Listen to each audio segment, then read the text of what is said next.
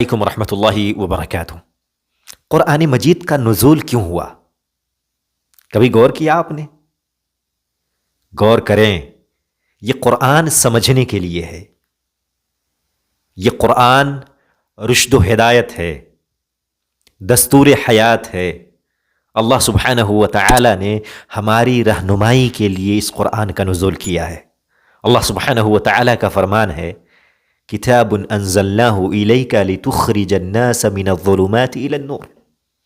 یہ ایسی کتاب ہے جسے ہم نے نازل کیا تاکہ آپ اس کتاب کے ذریعے لوگوں کو کفر، ضلالت، جہالت سے نکال کر ایمان اور علم کی روشنی کی طرف لے جائیں، لوگوں کو گمراہی سے نکال کر، ضلالت سے نکال کر، جہالت سے نکال کر، کفر سے نکال کر اس کتاب کے ذریعے ایمان اور علم کی روشنی کی طرف لے جائیں۔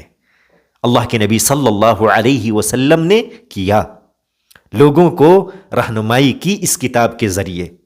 یہ کتاب عام کتاب نہیں ہے، یہ کتاب خصوصاً مسلمانوں کی کتاب نہیں ہے، یہ کتاب تمام دنیا والوں کی کتاب ہے۔ یہ سمجھنے کے لیے اور لوگوں کو گمراہی سے نکال کر روشنی کی طرف لانے کے لیے یہ کتاب اتاری گئی۔ پڑھیے، غور کیجئے،